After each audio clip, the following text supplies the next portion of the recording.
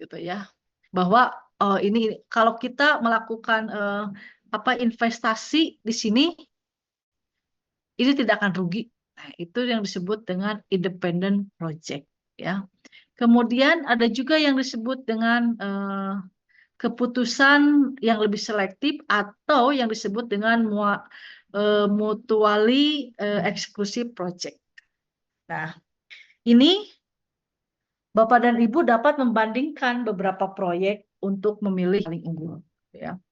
Kemudian keputusan investasi ini harus Bapak dan Ibu berkesinambungan. Artinya Bapak Ibu harus melibatkan atau menetapkan tujuannya untuk apa, gitu ya. Penentuan kebijakan investasi, kemudian pemilihan strategi untuk portofolio, kemudian untuk mengevaluasi kinerja secara berkala.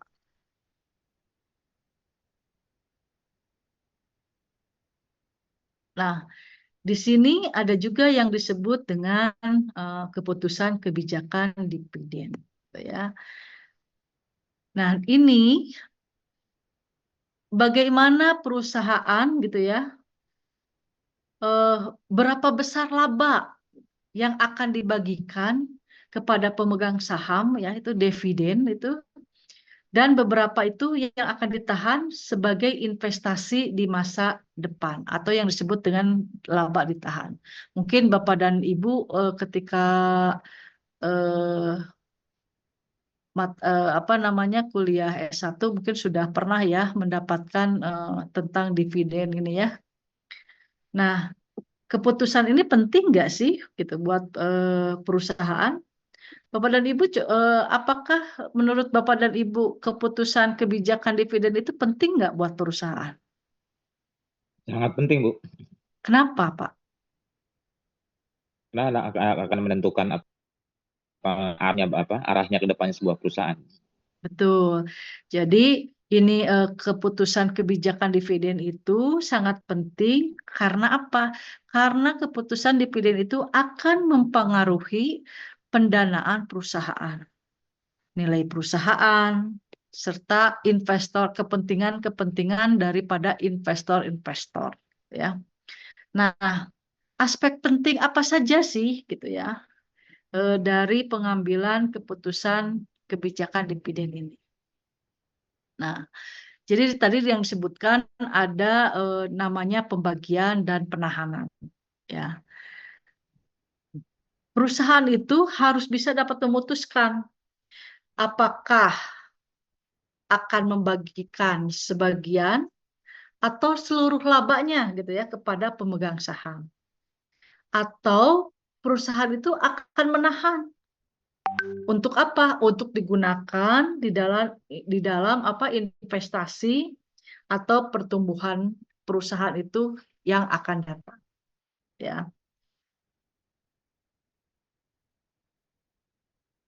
Nah, kemudian ada juga yang disebut dengan rasio pembayaran dividen, gitu ya.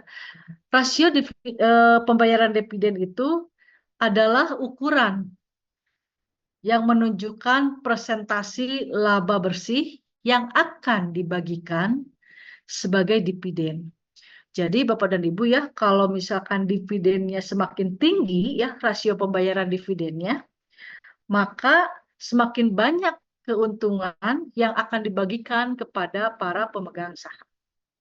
Bapak dan Ibu di sini ada yang menginvestasikan atau bermain dengan saham atau misalkan kripto gitu?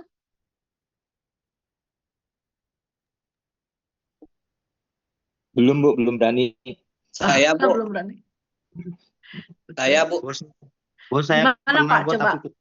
Saya pernah juga, tapi Bu. ketipu, Bu. Berapa Pak tuh ketipunya? 3 juta, Bu. Memang sedih, Bu, pas Said mah, Bu. Saya masih main, Bu, sekarang. Bagus Pak.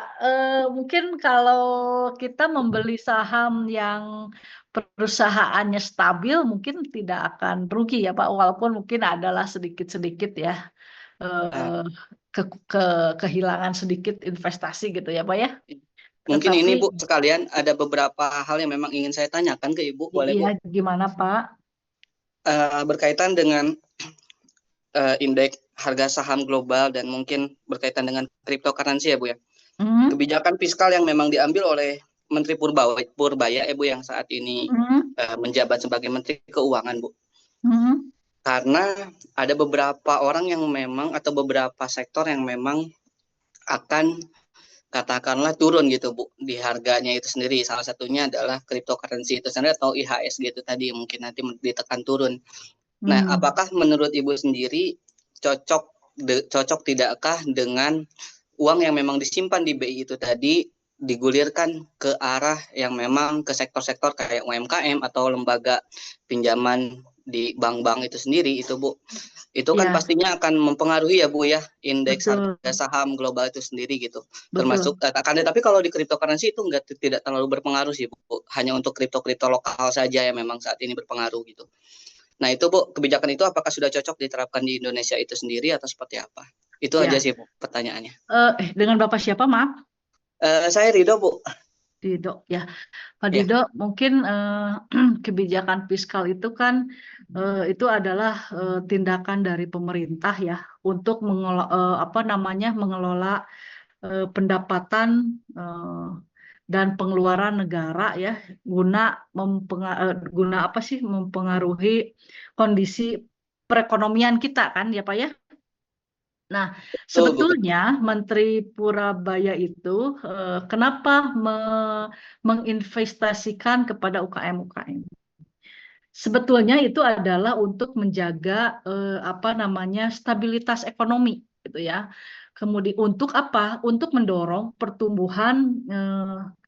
pertumbuhan dan menciptakan lapangan kerja. Dan juga kalau saya lihat itu Pak Menteri itu juga ingin meningkatkan kesejahteraan masyarakat Indonesia gitu ya. Nah, tetapi saya juga kurang paham ya apa yang menyebabkan Pak Menteri itu ingin menyebarkan ke UMKM. Tetapi kalau secara garis besarnya Pak Purabaya itu ingin melihat bahwa pertumbuhan ekonomi kita itu berjalan walaupun dengan banyaknya kejadian-kejadian di dalam keuangan di negara kita itu ya. Pingin sedikit-sedikit itu Pak Menteri itu ingin meningkatkan bagaimana stabilitas ekonomi kita itu tetap berjalan gitu ya. Kan dengan sekarang banyaknya kebijakan-kebijakan Pak Menteri itu sekarang udah mulai terlihat kan ya Pak ya, bahwa Betul. bahwa sekarang itu keuangan kita berjalan atau maksudnya suku bunganya turun juga Bu. betul, suku bunga juga Itu. kan turun. Nah itu kenapa ya? Itu artinya Pak Purabaya itu sudah melihat bahwa kalau misalkan uang ini berputar dengan baik, maka stabilitas ekonomi itu akan mendorong pertumbuhan di dalam perekonomian di dalam masyarakat kita gitu Pak. Nah kan kalau kemarin-kemarin kan kita tidak tahu pertumbuhan keuangan kita itu bagaimana ya. Kalau Pak Menteri tidak menceritakan bagaimana keadaan keuangan di Indonesia, mungkin kita juga sampai sekarang tidak tahu ya Pak ya. Betul. Nah, jadi mungkin yang saya pahami ketika Pak Purabaya membuatkan kebijakan fiskal itu adalah untuk artinya untuk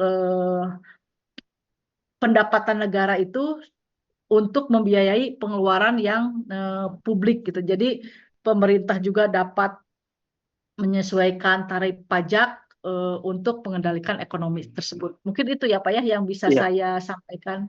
Ya itu sih Bu, yang memang jadi sedihnya itu adalah ketika kebijakan itu kebijakan fiskal itu diterapkan gitu Bu ya. Indeks saham itu sendiri dilihat dari portofolio yang mungkin saya miliki gitu Bu. Nah, Bapak itu saham apa Pak? PT apa? Kalau saya mainnya di cryptocurrency Bu. Oh, kripto. Ya. Kalau untuk kripto mungkin Pak Purabaya tidak terlalu ke ini ya. Enggak terlalu signifikan Bu. Betul. Karena Pak Purabaya itu ke saham. Betul. Akan tetapi Bu, secara sosial globalnya Indonesia itu sekarang lebih ke arah yaitu tadi Bu, kita itu kayak ditekan gitu loh Bu. Saya lihatnya itu mungkin Bu, secara sosial globalnya mungkin ya, Ya, gitu. Jadi ada beberapa kebijakan-kebijakan ya kayak di White House itu sendiri gitu kan ya. ya, Kemarin di Amerika sendiri itu kan diberhentikan tuh Bu ekonominya sekarang. betul. Sampai dengan tanggal 15 Desember kalau nggak salah. Betul. Nah, Tetapi itu sebetulnya kalau kebijakan yang menurut saya pahami ya dari kebijakan fiskal yang sekarang itu dari pemerintah sendiri itu kelihatan sekarang kan kita stabil ya Pak ya ekonominya. Kalau menurut stabil saya Bu. gitu ya. Kalau Kan, ngelihat dari suku bunga itu aman banget. iya Kalau mau betul. Jadi pinjam aman sekarang kan ya Pak kayaknya. ya.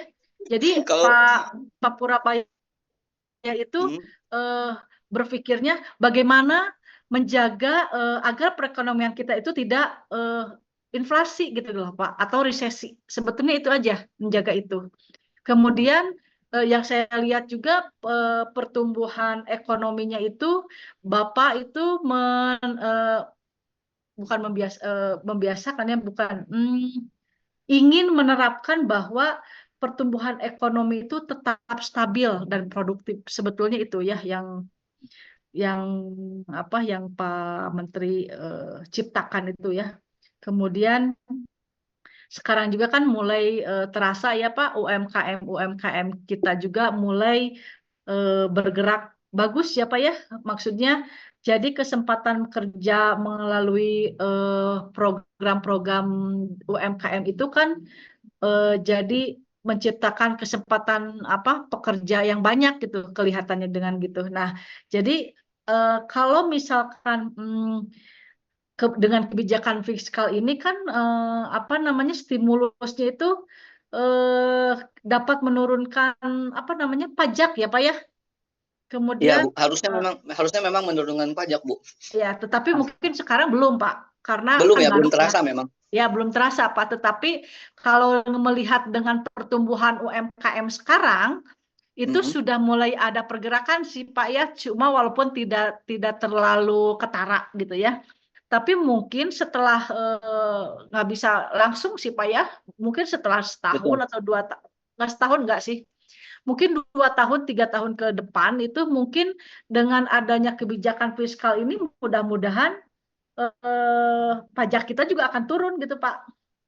Mudah-mudahan karena saya lihat dengan pemerintah itu sekarang mendorong bagaimana masyarakat itu mendorong daya beli masyarakat itu secara stagnan gitu loh Pak. Ya, menurut saya gitu. Ya. Nah, itu Pak. Terima kasih Bu Ya, untuk sama-sama. penjelasannya. Nanti diskusi lebih lanjutnya lagi mungkin. Iya, Mungkin baik. materinya belum selesai juga. Baik. Kita tuh Terima sampai kasih jam Bu. berapa ya Pak? Pak Said sampai jam 8:30 Bu kalau dilihat dari jadwal. Oh ya, baik. Nah, kita lanjutkan lagi ya Pak ya, Bapak dan Iya Ibu. Ibu, terima kasih Ibu Ya, penjelasannya. sama-sama. Nah, ini kegiatan-kegiatan kegiatan-kegiatan manajer keuangan. Apa saja sih yang dilakukan oleh seorang manajer keuangan? Ini ya, di sini ada pasar keuangan, kemudian modal kerja, kemudian aktiva tetap. Nah, ini keterangannya ini adalah.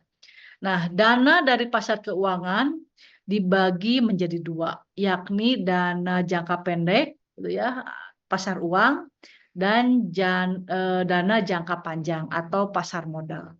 Nah, dalam rangka mendapatkan dana tersebut, perusahaan menerbitkan yang disebut dengan sekuritas, gitu ya. Kemudian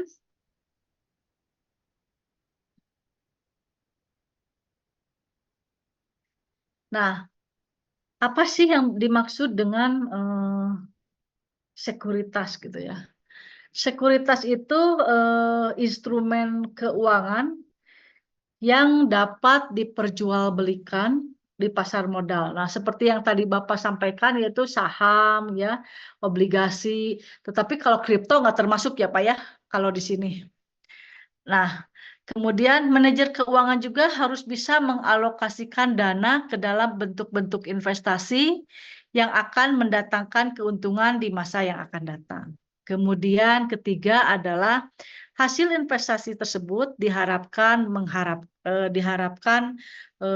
mendapatkan laba. Ya, kemudian ini laba yang digunakan oleh manajer keuangan dikembalikan ke pemilik dana atau yang disebut dengan pasar keuangan. Nah, 4B itu menjadi laba ditahan. Ya, untuk apa saja laba ditahan itu? Yaitu gunanya untuk diinvestasikan kembali ke dalam perusahaan. Nah, mungkin Bapak dan Ibu pertemuan pertama ya dengan saya ini mungkin cukup sekian karena ini juga sebentar lagi mau 8:30 ya. Bapak dan Ibu juga mungkin sebetulnya masih ada satu kuliah ya dengan Pak Joko atau sudah? Satu lagi, Bu. Oh, satu lagi.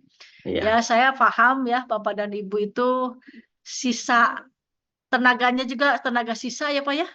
Saya apresiasi Bapak dan Ibu Betul, Bu, betul, betul. mau mendengarkan, mau berinteraksi dengan materi ya yang menurut saya materi manajemen keuangan membuat Bapak dan Ibu aduh udah capek mendengarkan tentang manajemen keuangan. Jadi jujur saya mengapresiasi Bapak dan Ibu mau meluangkan waktu dengan mengambil kuliah di S2 di Unlip ini. Mungkin itu ya Bapak dan Ibu. Terima kasih. Mohon maaf jika ada yang kurang. Kalau misalkan Bapak dan Ibu ada yang mau ditanyakan, silahkan. Mungkin bisa bertanya kepada Pak Said, itu nomor HP saya yang bisa berkomunikasi. Gitu Pak Said, saya kembalikan kepada operator. Assalamualaikum warahmatullahi wabarakatuh. Waalaikumsalam. Waalaikumsalam warahmatullahi wabarakatuh.